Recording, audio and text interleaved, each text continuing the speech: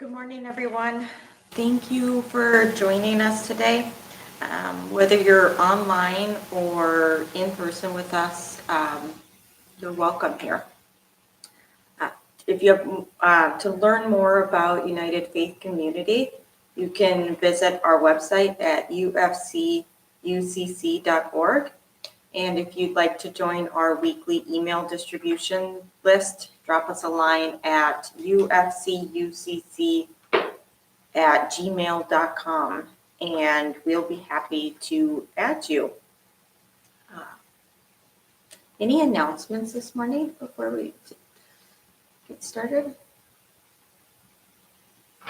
The only one that I can think of is, I believe, the bonfire service at Our host. the Olsons is going to be Saturday, August 27th. Yes. Got moved to Saturday, I got August moved. 27th. And I believe we're doing an outside service on July Oh. 9th, 17th 17th. 17th, at the Palmer's. yes. Okay. July 17th, outdoor service at the Palmer's. Okay. Would you like to ring the bell? And we will stand and pass the peace The candles too. and start the candles, yes. Mom.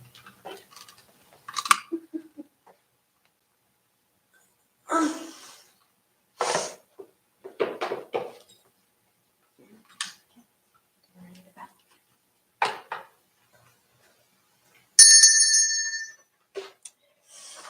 So we will pass the peace with sign language. Peace be with you and also with you. Thank you.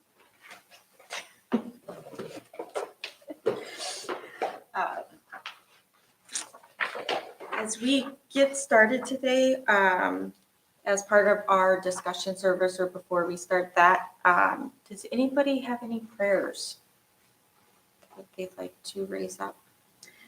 Prayers for a friend of Oli and mine, Marcia, who is stage 4 lung cancer in hospice and not doing well.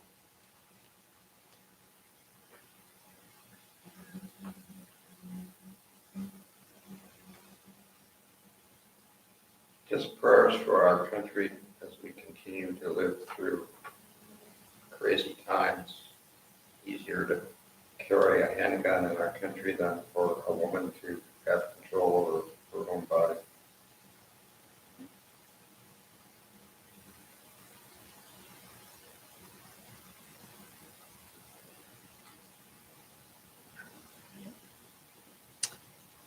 Dear God, please be with us today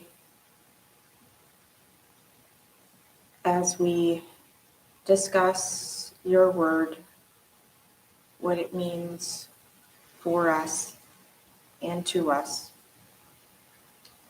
Please hold Marcia and her family in your care as she struggles with sickness and illness. And please hold our country in your hands as we navigate some tough things that where we don't all understand where we're going or how to move forward. And also, as we move into our discussion, God of freedom, you call us to the work of liberation and restoration. Nurture the seeds of freedom within us to bloom and flourish in love, peace, patience, kindness, generosity, faithfulness, gentleness, and self-control. Amen. So today, Lisa is going to help me by reading our scripture. Come on. Stand. You can hold. Go. Galatians 5, 1, 13, and 25. 2 ways of living. Christ has set free for freedom. Therefore, stand firm and don't submit to the Bondage. bondage of slavery again. You were called to freedom, brothers and sisters. Only don't let this freedom be an opportunity to indulge your Selfish selfish impulses. impulses, but serve each other through love. All the law has been fulfilled in a single statement: love your neighbor as yourself. But if you bite and Devour. devour each other, be careful that you don't get eaten up by each other. I say by guiding this, be guided by the Spirit, and you won't carry out your selfish desires. A person's selfish desires are set against the Spirit, and the Spirit is set against one's selfish desire. They are opposed to each other, so you shouldn't do whatever you want to do. But if you are being led by the Spirit, you aren't under the law. The actions of That are produced. that are produced by selfish motivates and are obvious, since they all include sexual Immorality. moral Corruption. corruption, doing whatever feels good, intolerance, idolatry, drugs use, and casting spells, hate, fun, obstinance, Obsession. losing your temper, Competitive. oppression, conflict, selfishness, group, Rivalry. jealousy, drunkenness, Partying. and other things that I warn you, as I have already warned you, that those who do these kind of things won't inherit God's kingdom. But the fruit of the Spirit is love, joy, peace, patience, kindness, goodness, faithfulness, and gentleness, and self-control. There is no law against Things things like this.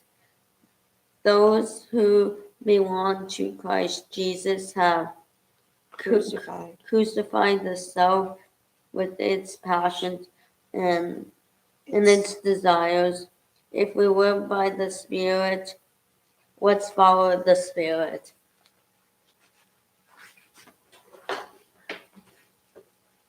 So thank you, Lisa, for helping us today. So I've got a few thoughts of things that I've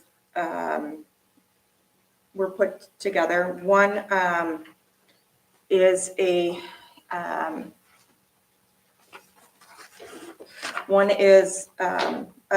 quote by Nelson Mandela, and in his book, Long Walk to Freedom, Nelson Mandela said, "When I walked out of prison, that was my mission, to liberate the oppressed and the oppressor both.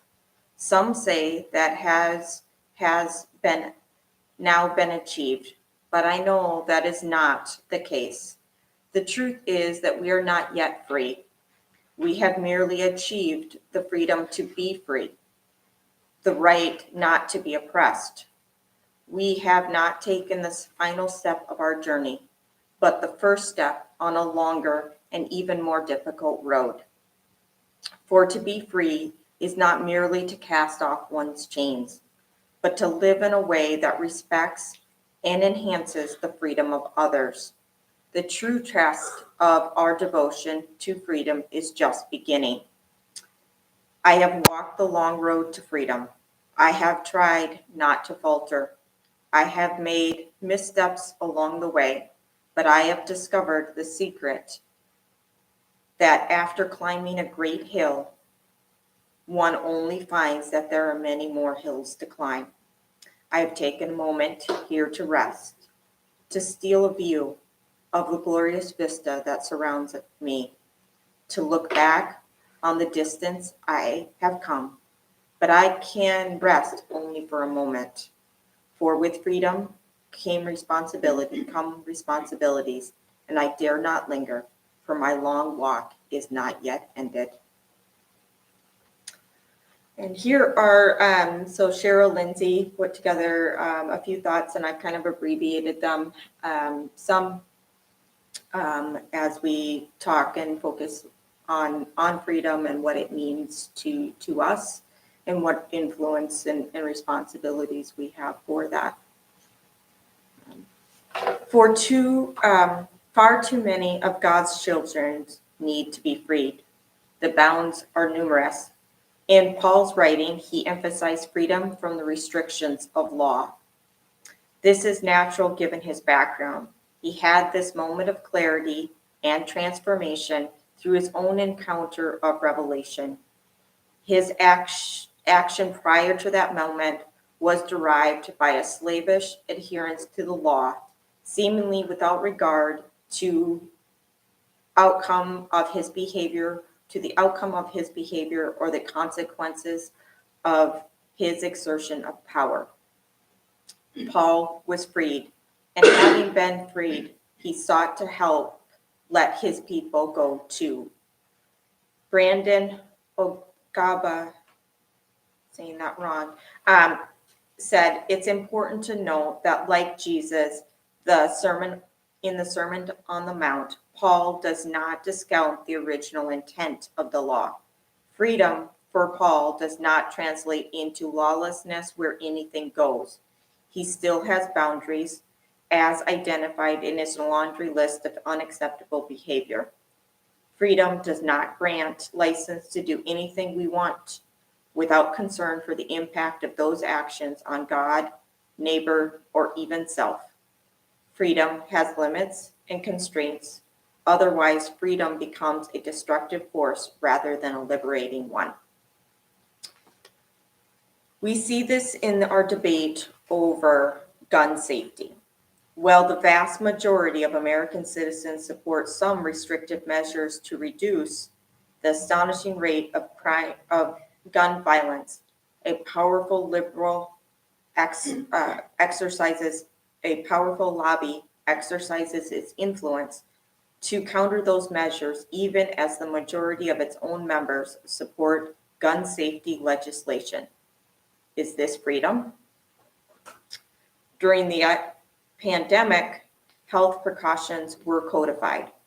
Restrictions on gathering, mask wearing, and eventually vaccination requirements for certain activities met sometimes violent restriction or resistance. Even though these measures were enacted out of a concern for public safety, many felt that the government went too far in imposing these upon the people, even as hundreds of thousands of citizens were dying and even more hospitalized.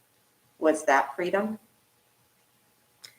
On the other hand, there are now a series of laws and challenges to existing established law determined to reduce the rights and freedoms of millions of Americans under the guise of freedom for a few. Legislation restricting the books teachers can assign and the subjects educators can address claim to protect parents who don't want their children exposed to these topics while ignoring the will of the majority of parents, the educational and developmental needs of students, and the expertise of educators, all the while demonizing the living experience of people already oppressed. Is this freedom? Freedom isn't a weapon, it's a gift. We worship a God who has accorded us freedom. It is a freedom that we read about in the Garden of Eden narrative, in which Adam and Eve are instructed not to eat the fruit of the tree of knowledge of good and evil.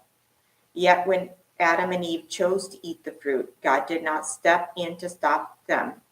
They were free to disobey him.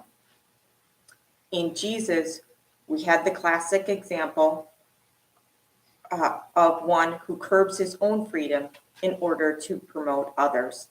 In another garden, the Garden of Gethsemane, Jesus prays the heart-wrenching prayer, Father, if you will, take this cup of suffering away from me.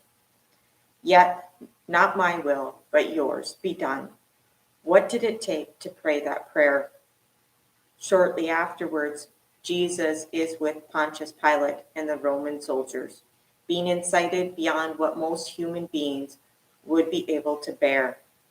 Yet he holds his tongue, puts aside the power that he has earlier displayed in healing the masses, calming seas, and teaching, and endures the indignity. Freedom, Paul argues in Galatians, is the consequence of putting your faith in Jesus Christ. As disciples, we are no longer slaves to the law, nor are we slaves to the sinful nature, but free. Mark Edgecombe said, freedom is a gift, a choice, and a responsibility. Creator did not shape humanity into puppets, but into God's image bearers. We have the further gifts of reason, creativity, and vision. We were given the responsibility of care and concern for the rest of creation. For far too long, we have taken that role as licensed to use and misuse the resources of the earth, but we were called to live in harmony, not superiority with nature. Even in the garden, the Holy One does not erect a fence or a wall around the tree God wants to restrict from consumption. It serves as a purpose of letting us know that rights and freedom come with a choice. It is not freedom without choice.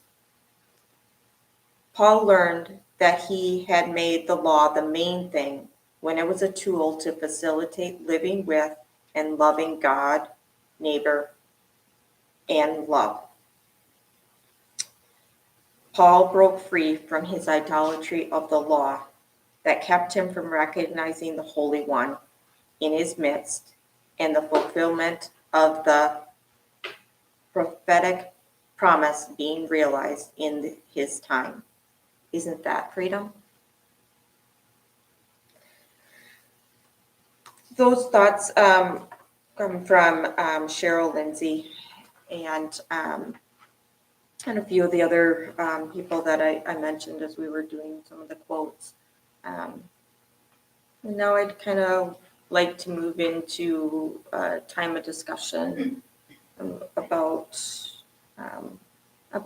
what freedom is. So anybody have initial thoughts as you were listening to some of those quotes and things? One of the things that I was thinking about listening to it, and I was kind of connecting it with your question of, is that freedom or isn't that freedom? And one of the specific ones talking about like gun laws, and we have the freedoms and the right to bear arms. And as a family with avid hunters, I know the value in that. But I think of the shootings that have happened, and I go, the freedom, my freedom to bear arms shouldn't then impact the rest of the people in society. And I think that was kind of some of the points at the beginning there of my freedom can't cost everybody else something. Just like I wouldn't want your freedom to cost me something. Mhm. And that weird balance, there's this choice and, I don't know, that was what I was kind of struggling with, of how do you find that balance? Of yes, you should have this freedom, you should have this right, but it shouldn't infringe upon my rights. But then I flip that completely on its head and I think of I know there's a court case going on now about the freedom to not serve someone based on your religious beliefs. And I struggle with that one of, well, no, I struggle with to say that you can discriminate against somebody because of your religious beliefs or whatever, right? But that's sort of the opposite of what I just said with the gun law, right? So it's weird how, I don't know. You can't have it both ways. So which is it? I don't know. It's this weird balance, I guess, is what I'm saying.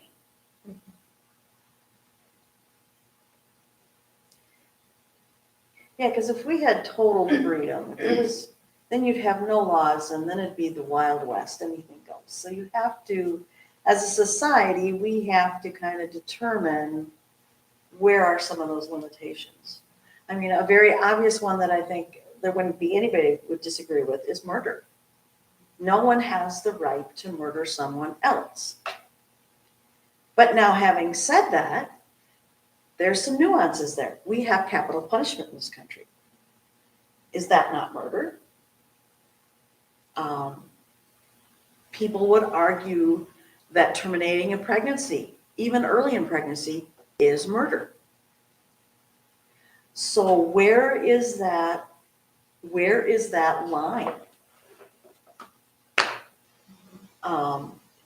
So we have to have some reasonable restrictions, I think. But to have an ordered society, But is it black and white? not necessarily.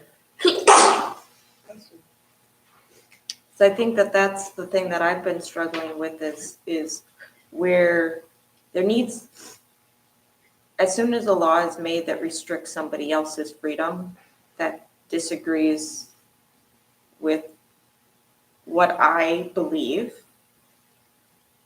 but there was a law in place that didn't prevent somebody from, I'm thinking specifically about abortion and that ruling that came down. And the law that was in place before that allowed abortion didn't make me have one. I can choose whether I want to have one or not.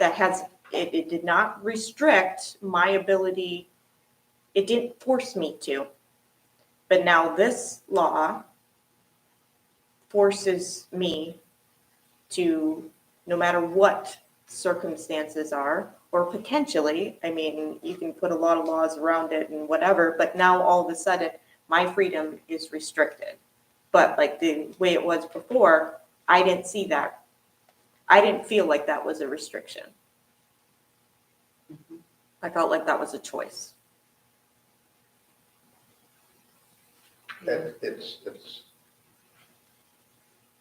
kind of crazy yet now.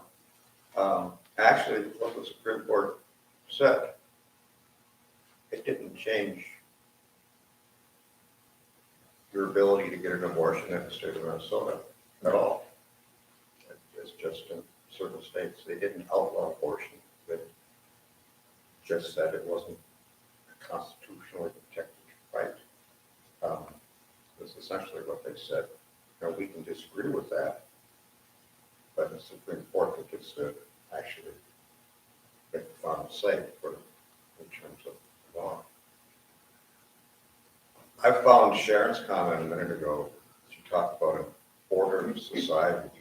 It seems to me that that's a part of the crux of the larger problem right now, is that as a society, we're not ordered in the way that we have been at times in the past. I mean, we disagree over some very fundamental things, whether it's abortion, whether it's capital punishment, whether it's gun control. It's a pretty long list. And it's become very hard, feels like, to find common ground. And I don't know how we turn the page on what's been happening in our country until we can start to find common ground. And we can move forward from there. And yeah, I'm just kind of stuck with that. Yeah, Jeff, I think in the past, I would say society has been run more by the middle and less by the edges. And I feel like now you have to go to one extreme or the other. I don't feel like there's as much of a middle, even though I believe there's probably a lot of people still in that middle space.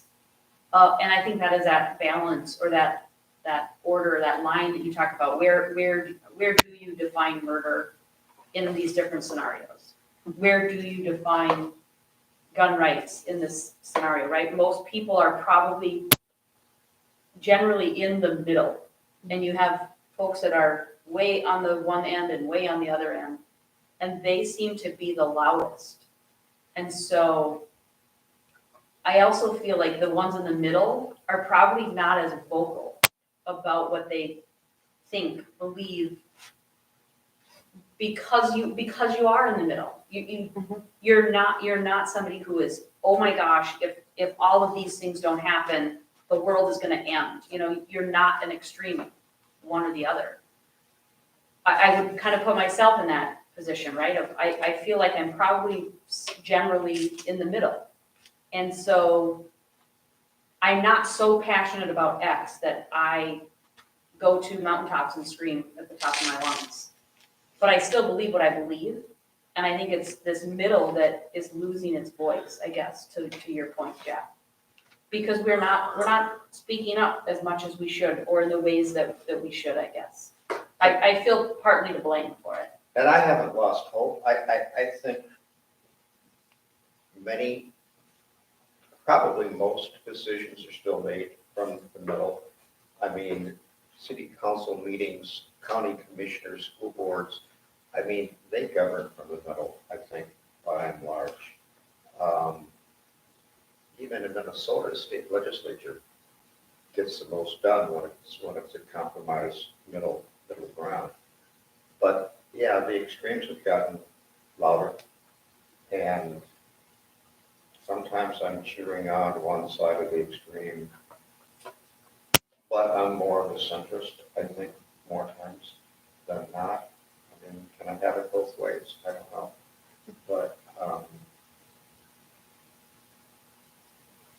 we just so often we just can't see things eye to eye, and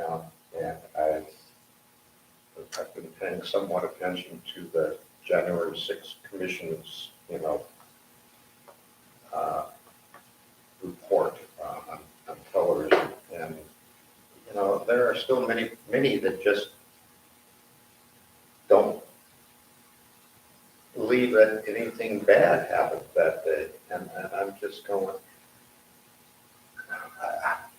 I don't know how to respond to that, because it's outside of my sense of reality in a way. It's like, really? And how do you respond to that? I don't know. Somebody has the freedom to protest. You didn't like what the election was turned out, but too bad that you protested. But you can't basically try to stop the process by, storming the Capitol. But that seems to be okay nowadays. And I think that goes to the point about the middle, though, of you and I in the middle, we know it's wrong. But like, I don't think the middle speaks up enough anymore, is part of it.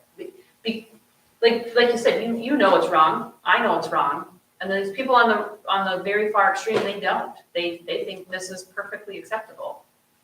And that becomes the narrative and the voice that's out there is, well, this is acceptable. And so I think the middle has to find the discomfort and go, okay, now I've tolerated as much as I can tolerate, and now we're done with the craziness. And I just don't know that we do. Because it's easier to not. I don't think what happened on January 6th is okay. I have people that I know that would go, well, you know what? They were doing what they thought was right, so good for them. And I'm not gonna argue with you. I know it's wrong. And for some reason, I think, well, as long as I know it's wrong, that's good enough. I don't know. I think very difficult moral issues, problems, they're difficult because they don't lend themselves to any easy answers.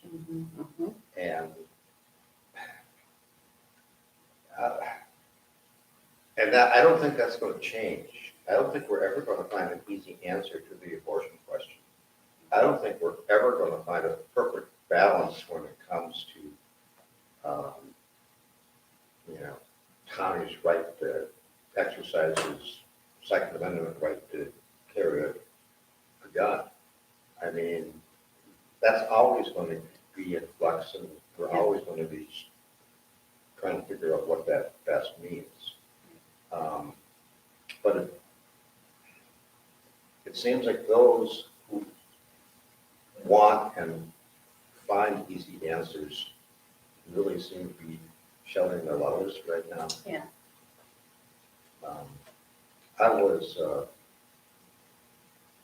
I hadn't thought of it for some time, but Ash, at the beginning, quoted Nelson Mandela when he got out of prison. I think he was in prison for 27 years or something like that. And, basically his life's goal at that point was to free both the oppressed and the oppressors. And that's an incredibly powerful statement in light of what we're talking about. Because I think we feel like the oppressed a lot of the times, and we want to free those like us, or those think like us, or those who are experiencing things like we experience. But how do you do both? How do you feel free both the oppressed and the oppressors? I noticed that line in there too, and then that's pretty powerful and a very, I don't know if many of us in that scenario would be able to say that. But I think, in a sense, the oppressors, I want to say this, they, by being in that position, they've compromised themselves morally too. So it's not they're not in a healthy place either, if they're the one doing the oppressing. I think part of maybe what you're saying is that they're not open to learning why maybe their position should be something different. Like they're so stuck right here that if anybody contradicts that in any way, they're not open at all to hearing why that might be. And I think a lot of times some of that's a fear. Mhm. Many times, like the white nationalists, a lot of them, we're gonna become the minority, and then we're gonna be oppressed. Well, that's really ironic when you think about it. If they were the majority doing the oppressing, that's why they think they become the minority. Suddenly they're gonna be oppressed because they're suddenly the minority. It doesn't have to be that way. And somehow, I don't know how you reach them to make them understand and get past that. That really seems to be the Jesus question, I think, today. You know, how can we free both the oppressed and the oppressors? Mhm. Jesus didn't, in my mind, come just to free one side of that equation. He came to free all people. And you really, I'm not sure you ultimately free anybody if you're just freeing one side of that equation.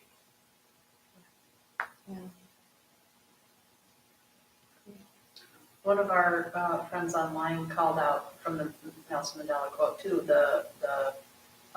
with freedom comes much responsibility, you know, and that's what makes that person work harder, you know, towards justice and equality, is the recognition of that responsibility, I think is what they're saying. And so maybe that's kind of what you're talking about too, with the oppressor and the oppressed. You can free the oppressed, but not completely at the expense of the oppressor, right? It's that middle ground, it's that balance. Well, you know, what happened in South Africa, and it certainly, I think it's reflective in Mandela's quote there, is that they had the Truth and Reconciliation Commission. And it was basically a chance, one, for the oppressed and the oppressors to hear one another, and for the oppressed to ask for forgiveness, and the oppressor to ask for forgiveness, and for the oppressor to decide whether they're going to receive it or not.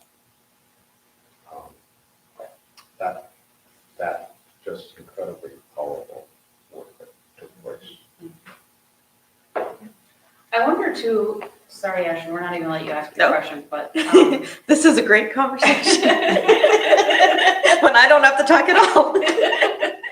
one of the things I was just sort of thinking about too is what makes it easier to be the oppressor and to have these situations, whatever it is, the January 6th, the abortion law, whatever the thing might be, when you talk about it as a group and you know, it's like that mob mentality, right? I would do things very differently in a group of people than I would if I was the only one marching up those steps on January 6th, let's say, right? I don't think some of those people would have done the things they did if they were doing it by themselves. It's the same with now as we're having protests about anything, about the abortion laws now, right? It's this mob group thing that we also, I think, have to recognize of, yes, it feels good to fight for the thing that you believe, and it feels good to be in a group of people that are like-minded and you feel like you're voicing your concerns and everything. But sometimes what you really need to do is have that one-on-one conversation. So you were just talking, Sharon, you know, about like the white nationalists or whatever who feel like, oh, well, if this keeps going, then I'm going to be the oppressed one. And as a group, they speak and talk and do these things. As an individual, they may still, I mean, I can't say that they wouldn't. But if as an individual, they sat down and spoke to somebody, you know, as an individual and understood, here was my life, here's what I've experienced, here's what it's been like for me. Both people are talking. I think that's where you have an impact on changing people's beliefs and views and the way they, you know, live in society. And I think we get away from that. The one-on-one conversation that I think it takes to find the balance. I think you're absolutely right, and I don't want to sound like a fatalist, but I mean, one of the things that social media has done to us as a society in the last 20 years, or maybe not quite 20 years, is it hasn't produced a more homogenous society. It's clumped us together. We connect with people who think the same things that we think, instead of hearing everybody's point of view. And that, I don't know how you really undo that. That particular genie's out of the bottle, and I don't know how you put it back in the bottle. It's one of those things that I've been thinking a lot about, when Colin Kaepernick knelt for the flag instead of standing for the national anthem. And all of a sudden that got turned into, you're just disrespecting our country, when that wasn't the intent at all. It was all about drawing attention to the fact that Black people are being oppressed in our country, and we need to recognize that and move forward. It had nothing at all to do with disrespecting the country or the flag. And I think about that in the context of, I went to the rodeo Friday. And they're extremely proud of the fact that they stand for the national anthem and all this stuff. I chose not to. I sat.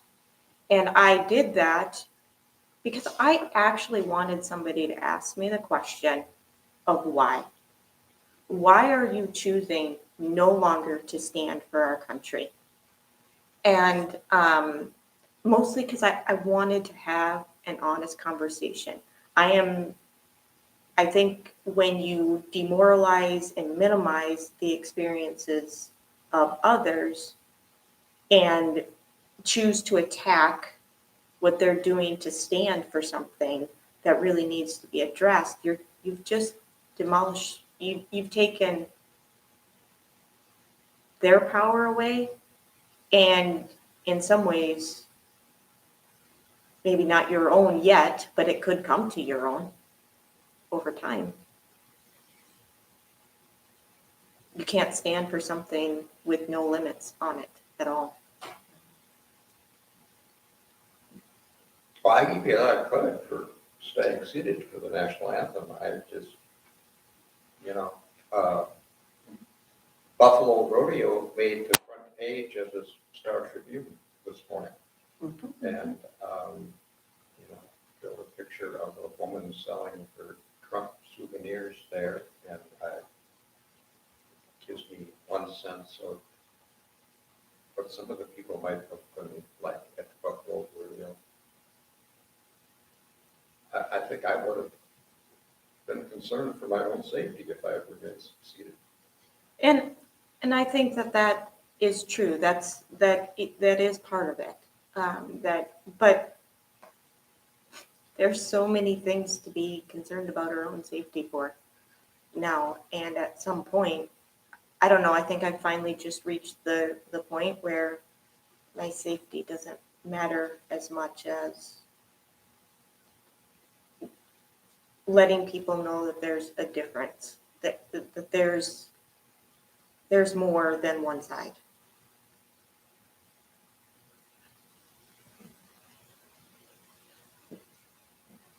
But it is, I don't know, it's always a balance too. So.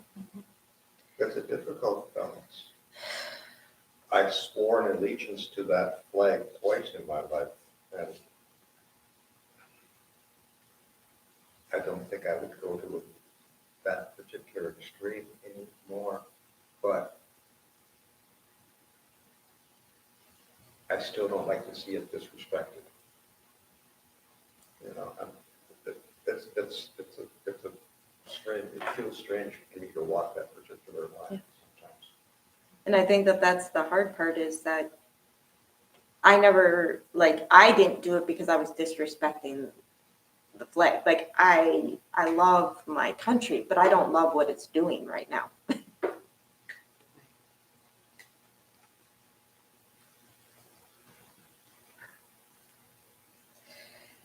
So one of the questions that I kind of was called out that I don't know, was how can we be God's image bearers? So How can we be God's image bearers? Like, how can we promote and be a light that God or Jesus would have wanted us to be? even in the place we're at right now. Just be just be who you are. Be who you are. Mm-hmm. I think what you did, Yeah. Ash, at the rodeo is, I think Jesus would not want us to be complicit and just not make a statement. But I don't believe that we're called to be extreme about it either. I really, it blows my mind now what the rhetoric that's out there. I don't remember what state it is, but somebody running in some state created an ad where he talks about it's rhino hunting season. That was a Republican who said that. Yeah, it was a Republican. But I mean, but you hear it on both sides, this extreme rhetoric of they should be killed or, Yeah. you know, when did it become okay to speak that way? It just really makes me angry when I hear that stuff. When did it become okay to promote? I fully believe on January 6th, if they'd have got a hold of Mike Pence, he'd be dead. They'd have killed him. Mike Pence, Nancy Pelosi. Oh, yeah. Yeah. Yeah. Mhm. You know, of course, now they all say, oh, no. We didn't really mean it that way. Oh. But we've just become so militant in our rhetoric and our attitude. And I'm sorry, but you may not really believe that, but somebody's going to take it that way. Yes. And you put enough of that out there, you've got a lot of people that are going to take it that way and act on it. Mhm. You have a thought, Jacob? You look very thoughtful over there. I'm just thinking. Because I know about I actually, this is a very good story that I've heard, but there's a lawsuit going against Florida right now. Because Jews have religious belief that a mother has to get an abortion if she will die because of the baby. That is their religious belief. So they took it, I think they're taking it to the Supreme Court, and they're getting that on it.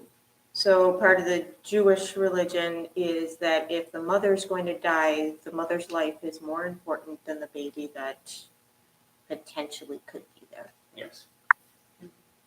So it's going to be law versus freedom. Religious freedom. Yes. Interesting.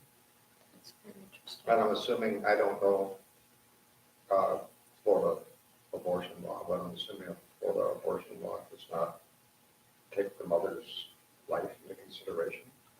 I don't know the specifics, Yeah. but Must be, or they wouldn't have to bring a lawsuit. I think that is the case in a few instances. Usually it's not, but that has changed some recently as well. Yes. It's changed. Right.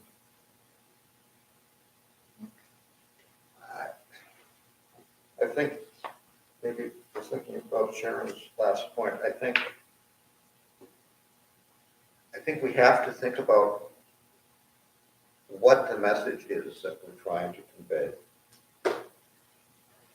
And make sure it's not just responding in kind to what's getting thrown at us.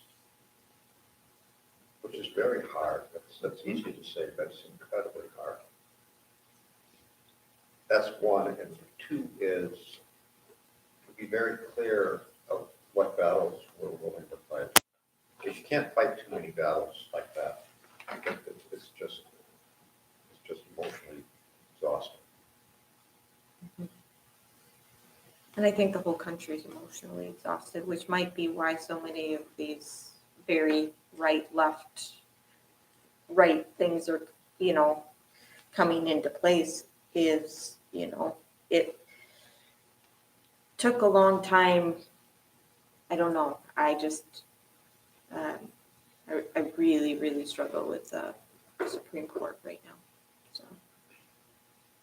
Because I feel like, I very much feel like unless you are a conservative Christian in this country, if this case had come up with a right to, if it had been something other than the religious Christian, maybe a religious Muslim or, a different group or a different religion, would we have had the same outcome? I don't know. I don't believe that we would have. Well, I gotta say this, and I'm probably gonna get in trouble from maybe more than one person per se. I don't have as big an issue with the Supreme Court, at least to the extent of looking at the decision through Clarence Thomas' eyes, and he believes in taking the Constitution literally from the perspective of one it was written. And there's a certain logic to that. I don't like the outcome of it, but I do have some sympathy for the logic. For 50 years, Roe v. Wade has stood because of the 14th Amendment's due process clause. When the 14th Amendment was crafted and approved, nobody was thinking about it in terms of abortion at all. And so there's a certain logic in that narrow sense. I think it's more the failure of the U.S. Congress and state legislatures to not respond and to exercise their right to allow for abortions. That's, so I'm less inclined to blame the court and more inclined to blame state legislatures. There's arguments against what I just said. I know, but that's kind of what I'm thinking right now.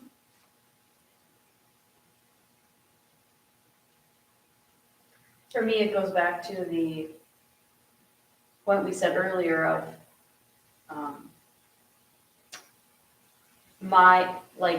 the balance between my freedom and others' freedoms. And to me, even though the ruling by the Supreme Court doesn't say I can't have an abortion, I needed one, it does allow then the individual states, to control my medical care. And it takes away my freedom to make decisions about my medical care with my doctor as we see fit. And that is the part that bothers me. It restricts my freedoms about my medical care. Yep. And that's where I get really uncomfortable. But I can immediately flip that coin on its head and say, as much as I believe in the Second Amendment and people have the right to bear arms and I want Tommy to be able to go hunting, as soon as someone shows up at that school and I no longer have Tommy, you can kiss that Second Amendment right goodbye, right? And you can't have it both ways. Yep. And that's where I struggle. That's where my dilemma is yes, absolutely, Tommy, hunt all you want, but not at the expense of your life. And so finding that right balance of, I don't want you to control my medical care. But I also don't want to lose that same child because you now have the freedom to have guns wherever and whenever you want. So how do I say you can't have that freedom, but give me mine back? And it's finding that middle balance again. There's somewhere a middle balance between, in both those Right. situations. Mhm.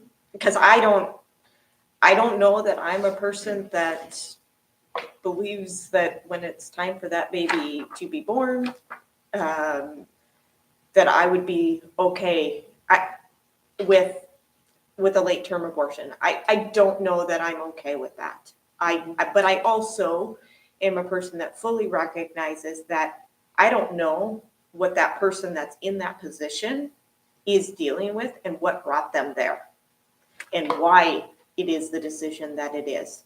I have no clue. I fully recognize that my decision is different than any other person's out there. And I really want them to be able to make the decision and not feel persecuted for whatever decision that is. But at the same time, I am of the, like, there's certain boundaries that I feel like have to somewhat be in place. And for me, it's, you know, I really feel for our kids because I would have thought that guns in schools would have been the boundary that we would not break and we would respect the life of our children. And I don't feel like this country does. They respect the rights of gun bearers more than the rights of kids not to be killed by guns. I believe it was the Texas governor who said after the last shooting in Texas, what we need is more people armed, not less people armed. Mhm. They do. That boggles my mind to think of that. And But all, I struggle with what you were saying about abortion. I mean,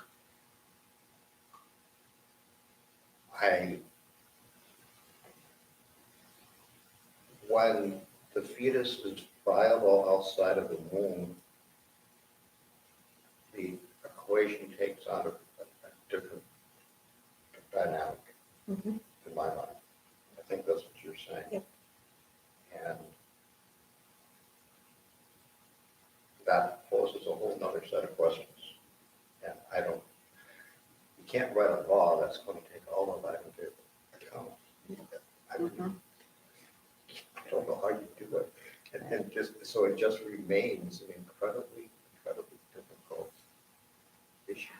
And that's where I think I'm of the opinion that laws building a fence is not the solution in almost any situation, especially, you know, because I think we could have a lot less abortions in this country, and I'd advocate for that. But I think it's not done by a law. It is done by providing support to women that find themselves in very difficult situations and supporting them and supporting and being them for them in far different ways than we are there today. We pretty much forget that, oh, it's their problem as soon as it's born. And I just, but you can't have it both ways. But you make a good point, because even as something as difficult as abortion, which usually gets portrayed as an either or kind of thing, or for or against it, but there are slivers of things that vast majority of people should be able to agree upon. And one of those is there should be fewer and fewer abortions in this country. I'm in favor of abortions, but I'm also in favor of fewer abortions. Mhm. So why can't we at least agree on the fewer abortions on both sides of the aisle and work to address that? Because we're too busy working to get the law overturned to actually get at the root cause of why are there abortions? Why don't we if we put our efforts into the underlying causes of these abortions, we get a lot further than trying to make them legal or illegal. It's like taking a drug to counteract the side effects of the other drug that you had to take because of the other symptoms you had. So you had to take another pill to counteract those symptoms, and then those versus your leg is broken, so fix the broken leg. Whatever, whatever it might be, right? Whatever it might be. Yes. Whatever's broken, fix the broken part, not the symptoms. Well, we are up on time, but it has been a good conversation that I hope continues and that you get the chance to think about more. But so thank you for joining our conversation today. I pray this conversation has been enlightening and gives you more ways to dig deeper into freedom and how we can enhance it for others. Thank you. Thank Thank you. Thank you.